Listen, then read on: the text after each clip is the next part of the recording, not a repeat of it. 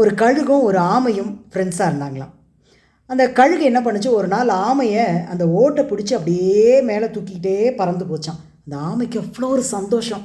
ஆஹா, இவன் தாண்டா நம்ம பெஸ்ட்டு ஃப்ரெண்டு, நம்ம இவ்வளோ வெயிட்டாக இருந்தாலும் நம்மளை பறக்க வைக்கணும்னு எவ்வளோ கஷ்டப்பட்டு மேலே தூக்கிட்டு போகிறான் பாரு, இவனை விட ஒரு பெஸ்ட்டு ஃப்ரெண்டு இருக்க முடியுமா அப்படின்னு நினச்சிட்டு அவ்வளோ ஒரு சந்தோஷமாக மேலே இருந்து அப்படியே கீழெல்லாம் பார்த்துட்டு இருந்துச்சான். மேக்ஸிமம் மேலே போனோடனே அந்த கழுகு என்ன பண்ணுச்சான், ஆமையை அப்படியே டொம்முன்னு கீழே போட்டுருச்சு. அந்த ஆமை ஒரு பாறை மேலே விழுந்து அந்த ஓடெல்லாம் பொழந்து அப்படியே செதறி போய் செத்து போச்சு.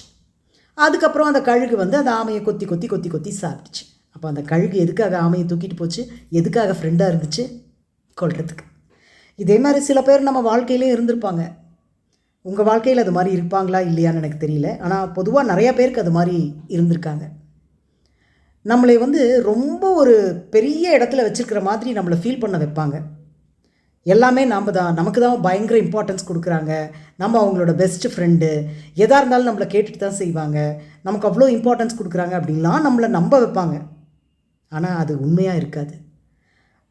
அவங்க ஒரு ஸ்டேஜ் வரைக்கும் நம்மளோட ஃப்ரெண்டாக இருந்து நம்மக்கிட்ட என்னென்ன விஷயங்களை அவங்க கறந்துக்க முடியுமோ, என்னென்ன சாதிச்சுக்க முடியுமோ, இல்லை நம்மளை எவ்வளோ தூரம் யூஸ் பண்ணிக்க முடியுமோ அவ்வளோலாம் யூஸ் பண்ணிட்டு அந்த கழுகு கீழே போட்ட மாதிரி நம்மளையும் கீழே போட்டுருவாங்க.